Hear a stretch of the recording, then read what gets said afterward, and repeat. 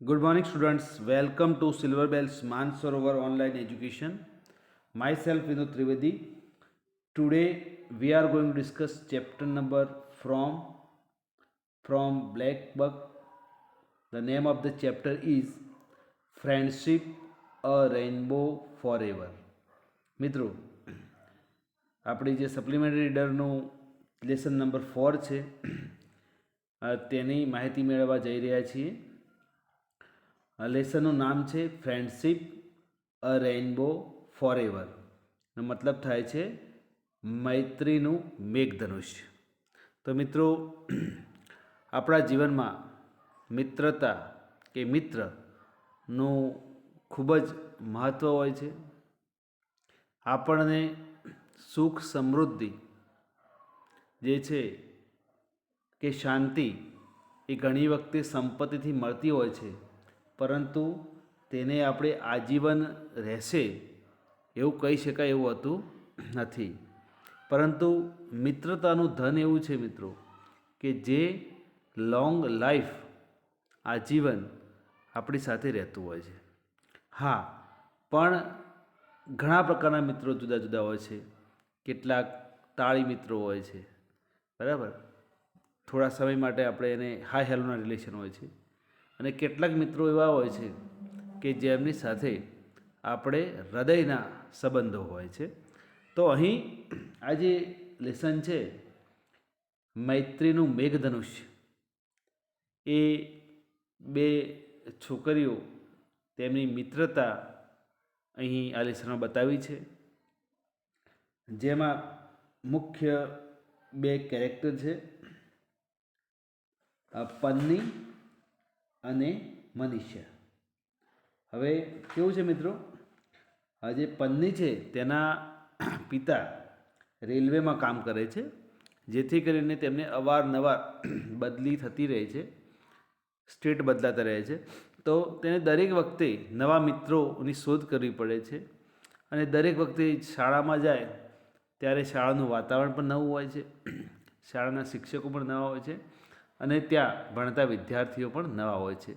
તો તેનો એક ચિતાર અહીં આ લેસનમાં આપવામાં આવ્યો છે. તો આ લેસનમાં જે પન્ની છે, મેં વાત કરી તેમ તેના જે પિતા છે રેલવેમાં નોકરી કરતા હોય છે. જ્યારે જ્યારે અલગ અલગ જગ્યાએ જાય ત્યારે નવા મિત્રોની શોધ કરવી પડતી હોય છે. અને ઘણી વખતે શાળાનો પહેલો દિવસ છે, કદાચ તમે કેટલાક બાળકો નહીં તો આપણે જે સ્કૂલમાં પ્રવેશ મેળવ્યો હશે કેજીથી સોપાનથી, તો હાલ સુધી અહીંયા જ હશો, પરંતુ કદાચ કેટલાક બાળકો તમારામાંથી પણ એવું હશે કે તેમને એક આ બે સ્કૂલો બદલી હશે કોઈ કારણ પરિસ્થિતિઓને કારણે. તો નવા દિવસ જે છે, પહેલો શાળાનો દિવસ છે, એ ઘણી વખતે આમ કહેવાય ને કે ગંભીર હોય છે આપણા માટે, કારણ કે આખું વાતાવરણ નવું હોય છે. જે અનુભવ તમને થાય છે તેવો જ અનુભવ અહીં જે કિરદાર છે, કેરેક્ટર છે પન્નીને, એ થયો છે. પરંતુ એ દિવસે તેને એક એવી બીજી સખી મળી છે જેનું નામ મનીષા છે, અને તેનો જે છે મિત્રતા વધે છે. મિત્રતા બહુ લાંબા સમય સુધી રહે છે.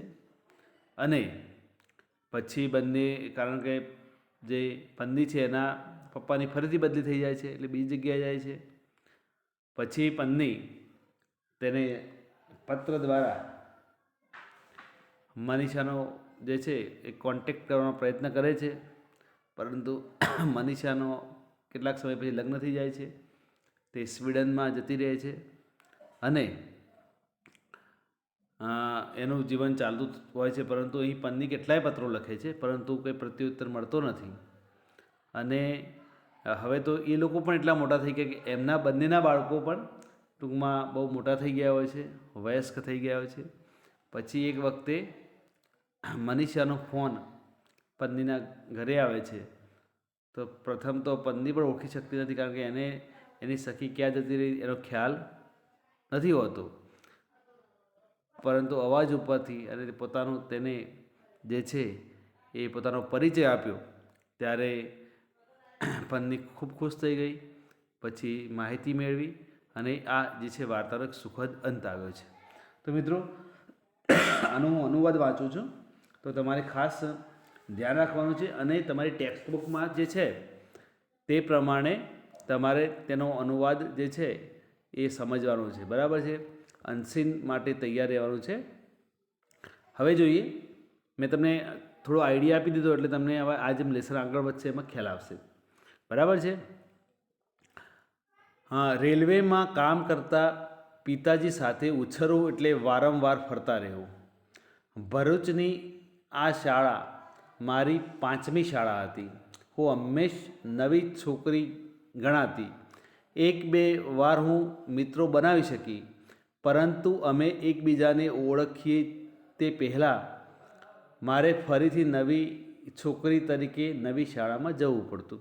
આ પન્નીએ કહ્યું કે મારે એના પિતા રેલવેમાં નોકરી કરતા એટલે 2-3 વર્ષ કોઈ જગ્યાએ રહે પછી ચેન્જ થઈ જાય. તો પન્ની કહે છે કે હું દરેક જગ્યાએ જાઉં ત્યારે મારા માટે નવી શાળા હોતી. હવે જોઈએ આગળ. 1967ના ઓગસ્ટમાં એક દિવસ હું મારા નવા વર્ગખંડમાં પ્રવેશમાં ઊભી હતી. હંમેશની જેમ કશાક અજાણ્યા ડરથી મને પેટમાં દુખતું હતું, તેથી હું ધ્રુજતી હતી અને મારા આંસુ રોકી રાખવાનો પ્રયત્ન કરતી હતી. 35 છોકરા છોકરીઓ મને તાકી રહ્યા હતા. અજાણી નજરોને ટાળવા મેં આંખો ભોંય પર રાખવા માટે સખત પ્રયત્ન કર્યો. પછી મેં મારા તરફ હૂંફાળા સૂર્યપ્રકાશ જેવું સ્મિત ફરકાવતી એક છોકરી જોઈ. તે ખરેખર તો મારું સ્વાગત કરતી હોય તેવી લાગતી હતી. જ્યારે મારા શિક્ષકે મને મનીષા જોડે બેસવાનું કહ્યું ત્યારે મારો થીજી ગયેલો ભય પીગળી ગયો. શાળાનો જે પ્રથમ દિવસ છે પન્ની માટે તેની માહિતી આપી છે અહીંયા. હવે મનીષા કહે છે, હાય, હું મનીષા છું. તેના અવાજમાં માયાળો રણકાર હતો. તેનો ચહેરો ગોળ હતો. તેની આંખો કાળી અને મૃદુ હતી અને વાળ લાંબા અને ભૂખરા હતા. તો તેનો જે અપિયરન્સ છે મનીષાનો તે અહીં બતાવવામાં આવ્યો છે. અને દિવસ પૂરા થતાં મને ખબર પડી ગઈ કે તેનું હૃદય છે 24 કેરેટનું સોનું હતું. એટલે એકદમ સારો માણસ હોય એને આપણે ઘણી વાર કહીએ છીએ 24 કેરેટનો સોના જેવો છે. તે મને સ્વાધ્યાયમાં મદદ કરતી હતી. તેની બહેનપણીઓ સાથે મારા વખાણ કરી પરિચય કરાવ્યો. પન્ની ખરેખર સારી છોકરી છે. પહેલા જ દિવસે એક વણ કહ્યું વચન અપાયું હતું. મને અને મનીષાને ખબર પડી ગઈ કે અમે ઉત્તમ સખીઓ બનીશું. મતલબ પ્રથમ દિવસ જે પન્ની માટે હતો એ દિવસે એને મનીષા મળી અને એ વખતે એમ લાગ્યું હતું કે અમે એક લાંબી મિત્રતા નિભાવીશું. અમે બંને હંમેશા રેલવેના શાંત પાટા પર કે પછી શાળાની પાછળ બાગમાં જતા. અમે વેકેશનમાં જંગલમાં ભમતા, માઉન્ટ આબુમાં સાથે રોકાતા અને નવરાત્રિ મહોત્સવમાં ભાગ લેતા. તે ઊંચી અને પાતળે બાંધાની હતી. હું નીચી અને રૂષ્ટપુષ્ટ હતી. આ બંનેનું કમ્પેરિઝન આપ્યું અને તેમનો સમય ક્યાં ક્યાં એમને વિતાવ્યો હતો તેની માહિતી છે અહીંયા. અને થોડુંક બંને જે સખીઓ છે એ શામાં કુશળ હતી તેની માહિતી પણ અહીં આપી છે. હવે આગળ માહિતી આપી છે કે તે ગણિતમાં હોશિયાર હતી. મને નવલકથાઓ વાંચવાનું ગમતું હતું. એટલે કે મનીષા છે એ ગણિતમાં હોશિયાર હતી અને પન્ની જે છે એને નવલકથાઓ વાંચવામાં રસ હતો. તે એક સારી ખેલાડી હતી ને મને રમતોમાં ખેંચી જતી. અમે વાતો કરતાં કરતાં, ગીતો ગાતા, ઝઘડતા અને રડતા છતાં એક જ પાટલી પર બેસતા. મતલબ કે મિત્રતાના જે સંબંધો છે ઘણી વખતે સારા નશા અનુભવો રહે પણ છેવટે બંને સખીઓ સાથે જ રહેતી. આગળ શું કહે છે? આનંદ, વિકાસ, શોધ અને તીવ્ર લાગણીઓથી ભરપૂર 3 અદ્ભુત વર્ષ વીતી ગયા. મનીષાના પિતાને નોકરીમાં બઢતી મળી અને એમને આસામ જવું પડ્યું.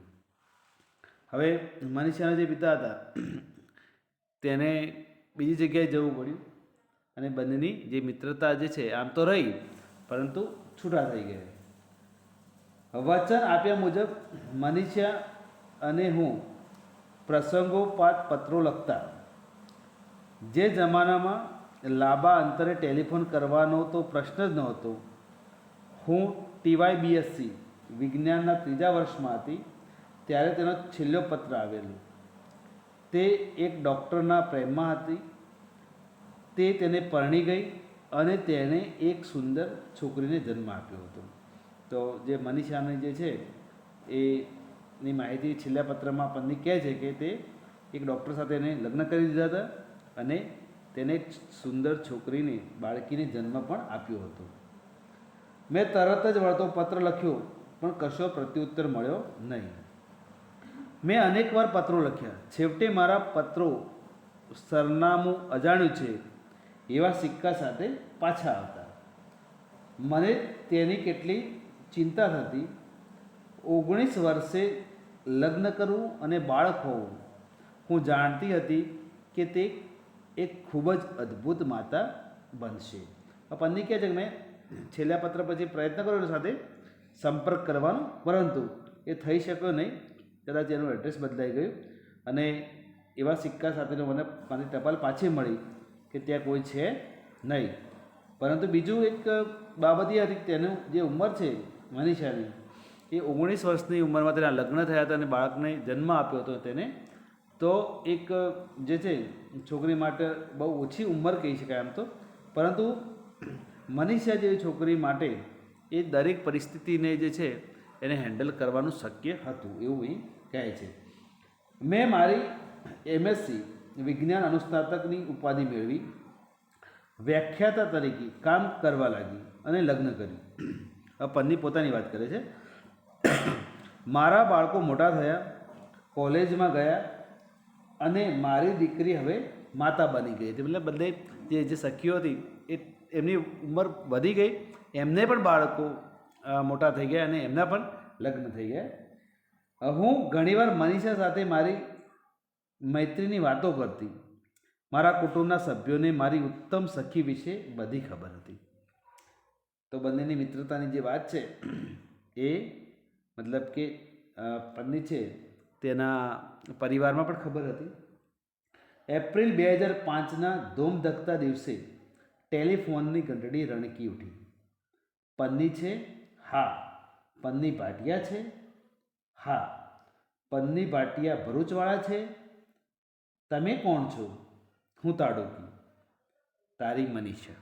એટલે જે બાબત પ્રશ્નો પૂછ્યા એ મનીષાએ પૂછ્યા કે આ પન્નીનો નંબર છે? તો તેને જવાબમાં હા આપ્યો. પન્ની ભાટિયા પૂરું ક્લિયર કર્યું, કારણ ઘણા દિવસ પછી વાત થતી હતી. પછી કે ભરૂચમાંથી છે, ભરૂચવાળા છે, એટલે કે હા, પૂરું આઈડેન્ટિટી પૂછ્યું. બરાબર. તો આટલા બધા પ્રશ્નો કર્યા એટલે પન્ની થોડી ખીજાઈ અને પૂછી તમે કોણ?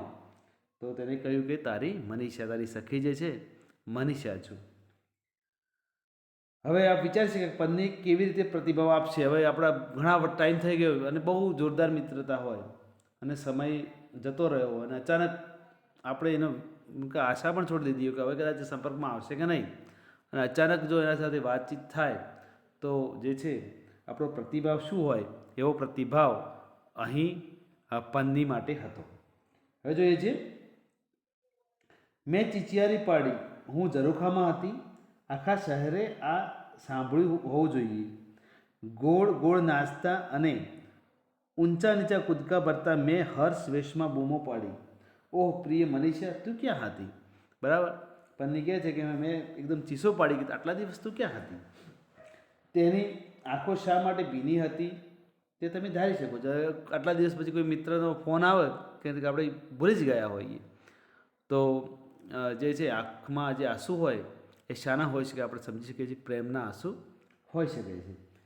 35 વર્ષ પહેલાં અમે છૂટા પડ્યા હતા. તેણે મને શોધી કાઢી હતી. તે સ્વીડનમાં રહેતી હતી. જૂના કાગળના થપ્પા અને પેટીઓ છૂટા પાડતા પત્રો એવું લખેલી એક જૂની પેટી તેણે ખોલી હતી. મારો 1975નો પત્ર તેમાં હતો. એટલે મનીષાએ મેં ઘરે ઘણા બધા પત્રો આવેલા હતા, ટપાલનું જે બોક્સ હતું એમાંથી જોયું તો એમાંથી એક પત્ર જે છે એ પત્નીનો એને મળ્યો હતો. પરંતુ પત્ની શું હતું, એના લગ્ન પછી સ્વીડનમાં જતી રહી હતી, સ્વીડન દેશ છે તેમાં. તેણે તાત્કાલિક ભરૂચમાં જેટલા માણસો ભાટિયા અટકવાળા રહેતા હતા તે બધાને ફોન કર્યો. અહીં આપ જોઈ શકો છો કે મિત્રને મળવા માટે કે સખીને મળવા માટે બીજી સખી કેટલો પ્રયત્ન કરે છે કે ભરૂચમાં જેટલાની અટક ભાટિયા હતી એ દરેક ભાટિયાને તેને ફોન લગાવ્યો, બધાને ફોન કર્યો.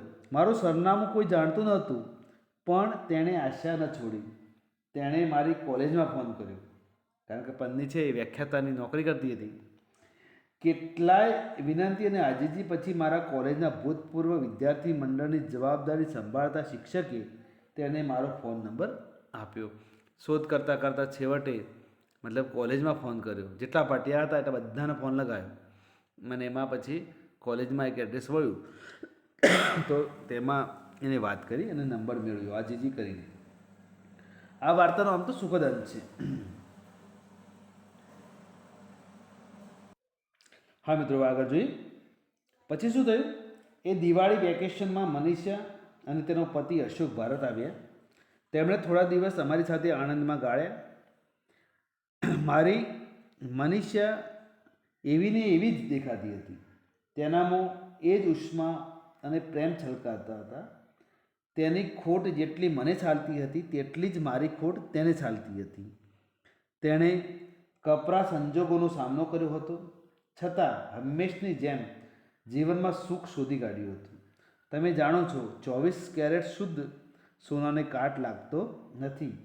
અને આજકાલ અમે ફરી સાથે છીએ, હંમેશની ઉત્તમ સખીઓ.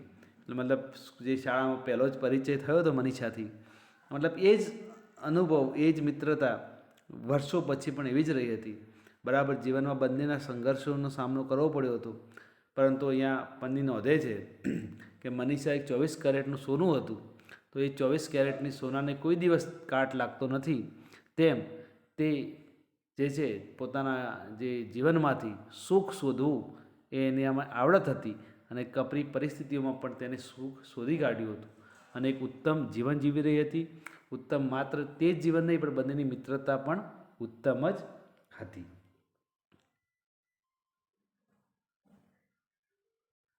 મિત્રો, આ લેસનની સાથે એક કવિતા પણ છે, તારે એક મિત્ર છે. આ કવિતાનો થોડોક સારાંશ તમને કહી દઉં કવિતા પહેલાં. તેમાં ઘણી વખતે સારો મિત્ર હોય તો ઘણી વખતે દરેક બાબતો આપણી મિત્રને કહેતા હોય, એની સાથે શેર કરતા હોઈએ. અને ઘણી વખતે મિત્રો એવું કહેતા, તું વાંધો નહીં, હું છું ને પાછળ, એમ તારે કોઈ પણ મુશ્કેલી હોય તો હું તારી પાછળ છું, તારી સાથે છું, એમ બરાબર. તો એક એ થીમ ઉપર આ કવિતા છે, તેને સમજવાનો પ્રયત્ન કરીએ. કવિતા જોઈએ મિત્રો. જ્યારે તું હતાશ થાય અને તને મુશ્કેલી પડે, તારે થોડી પ્રેમાળ સંભાળની જરૂર પડે, તેમજ કશું જ સારું ન થતું હોય ત્યારે આંખો મીચીને મારો વિચાર કરજે અને હું ત્યાં હોઈશ તારી અંધારી રાતને અજવાળવા. તે મિત્ર કહે છે કે તારે મુશ્કેલી હોય, પરિસ્થિતિ ખરાબ હોય ત્યારે આંખો મીચીને મને યાદ કરજે, હું ત્યાં હાજર રહીશ. એક પ્રકારનું વચન આપે છે. તારે ફક્ત મારા નામનો સાદ પાડવાનો, અને તું જાણે છે હું ક્યાં છું. તને ફરીથી મળવા હું દોડતો આવીશ. શિયાળો, વસંત, ઉનાળો કે પાનખર ગમે તે હોય, તારે સાદ જ પાડવાનો અને હું ત્યાં હોઈશ. તારે એક મિત્ર છે. એટલે એક મિત્ર બીજા મિત્રને પ્રોમિસ કરે છે કે તારે યાદ રાખવાનું છે કે તારે એક સારો મિત્ર છે કે જ્યારે જરૂર પડશે, ગમે તે પરિસ્થિતિ હશે, સારા દિવસો હશે, અહીંયા શિયાળો કે ઉનાળો કે આપણે જે વસંત કહીએ, પાનખર કહીએ, એટલે જીવનમાં એવા કપરા સમયમાં, ત્યારે કપરો સમય છે તો પણ હું તારી સાથે રહીશ. આગળ જોઈએ મિત્રો, બુક તમારી સાથે રાખજો. તારા ઉપરનું આકાશ ઘેરાય અને વાદળોથી ઉભરાય અને ઉત્તરનો પેલો જોરદાર પવન ફૂંકાવા લાગે, ત્યારે તારું મન મક્કમ રાખજે અને મને મોટેથી સાદ પાડજે.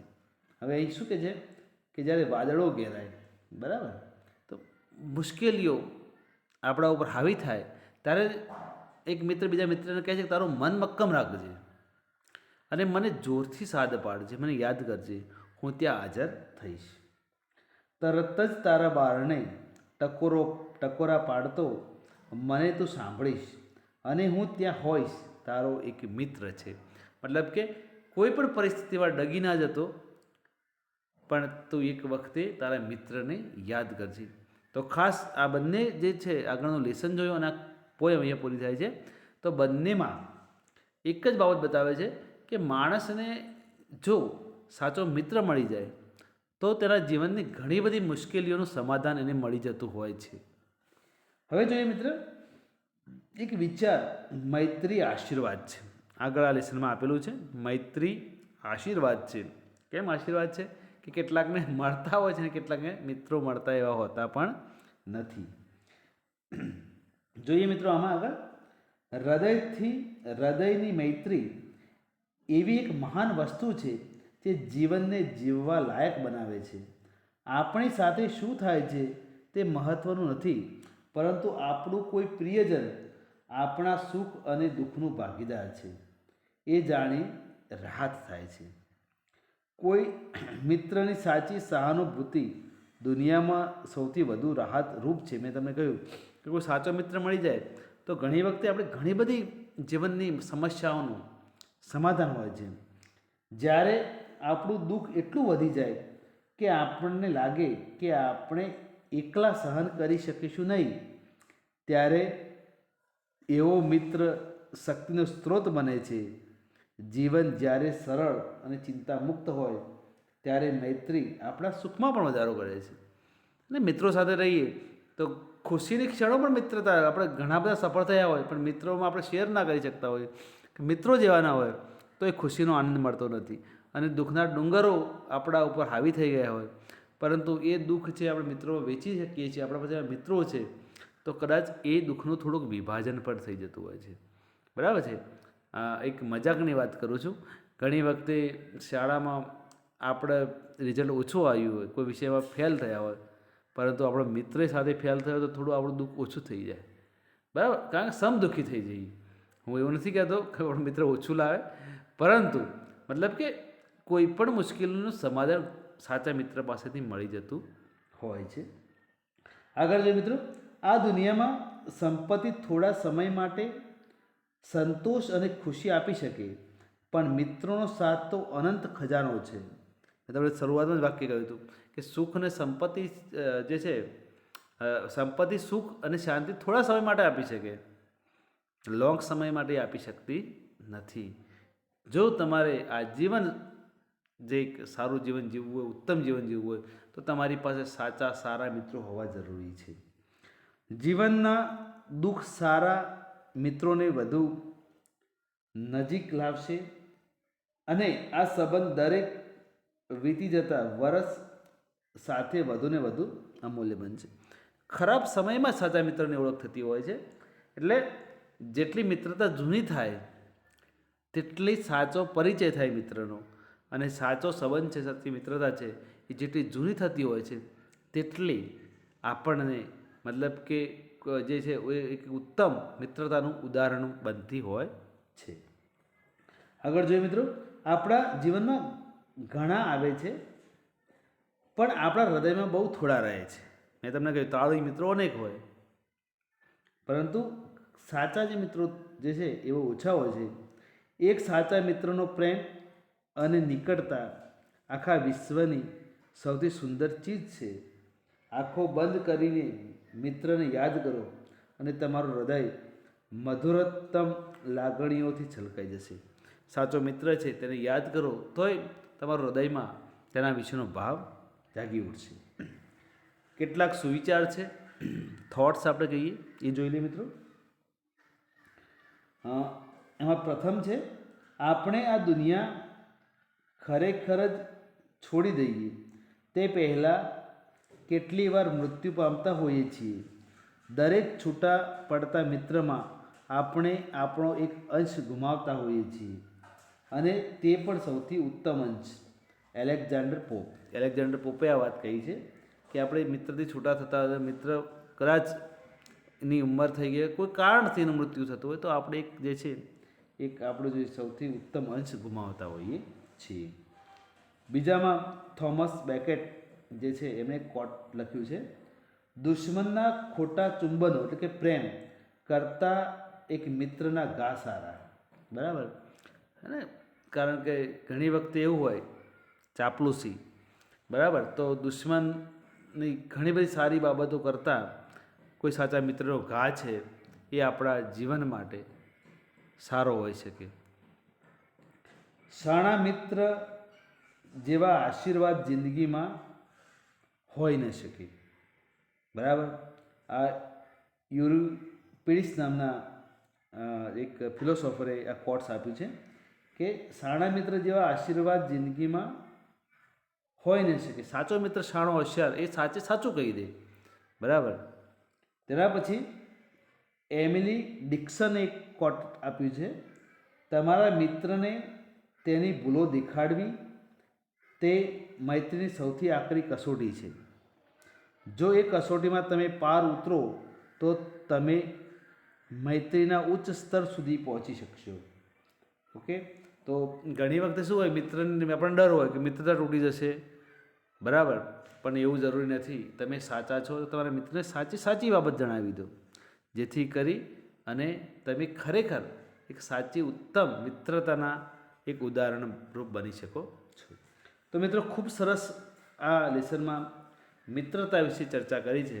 હવે આપણી પાસે જે મિત્ર હોય તેમાં પહેલાં સૌપ્રથમ આપણે સારા મિત્ર બનવાનો પ્રયત્ન કરવો, જેથી કરીને આપણને એ જ જે છે પ્રતિભાવ મળી શકે છે. બરાબર છે. આપણામાં સ્વાર્થપણું અને આ બધું છે તક સાધુપણું એ થોડું ઓછું કરી અને સાચી મિત્રતા નિભાવવાનો પ્રયત્ન કરીએ તો આપણને પણ સાચો મિત્ર મળી શકતો હોય છે. તો આ લેસન આ પ્રમાણે પૂરું થાય છે. આના જે છે મિનિંગ્સ અને એ તને હું મોકલી દઈશ. બરાબર, આગળના લેસન જે પ્રમાણે હોય એની પર PDF જે કોઈ બાકી હોય તો એ પણ મોકલવામાં આવશે. મિત્રો, આના મિનિંગ્સ ખાસ કરજો, જેથી કરીને તમને એક્સ્ટ્રા જે રીડિંગ છે તે તમને ખ્યાલ આવી શકે. રીડિંગમાં કંઈ તકલીફ છે તો મને મેસેજ કરજો. હજુ સુધી મને કોઈ મેસેજ મળ્યો નથી. બરાબર છે, તો તેની ખાસ જાણ. મેસેજ તકલીફ હોય તો કરજો, એમ નથી કે તમે કેમ નથી કરતા, મારો એવો કોઈ બાબત નથી. બરાબર છે, પરંતુ તમે જાગૃત છો એ જાણવા માગું છું. કોઈને તકલીફ હોય તો મને મેસેજ કરી શકે છે. બીજું, મેં ક્લાસ 10th ગુજરાતી મીડિયમ એમાં ઓવરઓલ જોઉં તો ક્લાસમાંથી કેટલા જ બાળકો વિડીયો જોવે છે અને અમુક નથી જોતા. મિત્રો, ખાસ યાદ રાખજો, તમારું જે આ વર્ષ છે એ ગવર્મેન્ટ એક્ઝામ તો લેવાની જ છે. બરાબર છે, તો જે તમારા જો આજ મિત્રતાનો સાચો લેસન છે, સારો લેસન છે, આ પાઠ સમજ્યા પછી તમારે ઇંગ્લિશમાં ટ્રાન્સલેશન છે એ સમજવાનું છે, હું બોલ્યો એ પ્રમાણે. બરાબર છે, અને થોડું વાંચીને તૈયાર કરવાનું છે. અને આ જે લોકો વિડીયો જોતા નથી, કારણ કે આપણે જે ક્લાસમાં જે બાળકો છે એ મુજબ વિડીયો જોતા નથી એવું મને દેખાઈ રહ્યું છે. કારણ કે હું ઓવરઓલ કેટલાક બધાના વિડીયો જોઉં છું તો કેટલાક પરમેનન્ટ અમુક છોકરાઓ જોવે છે, એના સિવાય નથી જોતા. લાઈક તો ઠીક છે, પરંતુ જે અમુક બતાવે એ વ્યૂ આપણા ક્લાસમાં જે બાળકો છે એટલા થતાં ઘણી વખતે નથી હોતા. મારા વિડીયોની પણ ઓવરઓલ ટીચર્સ જેટલા છે દરેક ટીચર્સમાં મેં મારા ઓબ્ઝર્વેશનમાં એ વસ્તુ આવી છે કે આ બાળકો કેટલાક વિડીયો જોતા નથી. તો એનું નુકસાન થશે. નુકસાનમાં શું થશે કે જ્યારે એક્ઝામ આવી હશે તો તમારી પાસે હાલ તમારે મજા હશે કે કોઈ વાંધો નહીં, પરંતુ છેલ્લા સમય તમારી પાસે પણ સમય નહીં હોય ને અમારી પાસે પણ નહીં હોય. તો આપણે જે બાબત મળી છે, હવે આપણા પાસે ઉપાય નથી કોઈ કે શાળામાં હાલ આવી શકાતું નથી, તો આપણે બેસી રહીશું. છેલ્લા દિવસે આપણી પાસે સમય નહીં હોય અને આપણે હેલ્પલેસ એક ફિલિંગમાં સફર કરતા હોઈશું. તો આ ના થાય. બરાબર, તો વિડીયો તમે જે જોવે છે એમના બરાબર છે, પરંતુ મિત્રો તમારા નથી જોતા કોઈ, તો તમે જાણ કરો કે તમે જે નથી જોતા તો એનો લોસ સીધો તમને જ છે. બરાબર છે. બીજું, કેટલાક બાળકોની હજુ પણ જે આપણે ટેસ્ટ લીધા છે એની સપ્લિમેન્ટરી ચેક થઈ ગઈ છે, પરંતુ એ બાળકો લેવા નથી આવ્યા. કોઈ પણ કારણસર તમને છેલ્લી મેસેજ પણ મોકલ્યો ગ્રુપમાં, એ ડેટમાં પણ નથી આવ્યા, અને છતાં કોઈ કારણસર એવું છે, બરાબર, તો તમે સ્કૂલમાં કોન્ટેક્ટ કરી અને એ પણ મેળવો, જેથી કરીને તમને ખ્યાલ આવે. બાકી તો વર્ષ પૂરું થશે ને જ્યારે એક્ઝામ લેવાશે ત્યારે તમે એ માનસિકતામાં ન રહેતા કોરોના છે એટલે પાસ થઈ જવાશે ને આ બધું.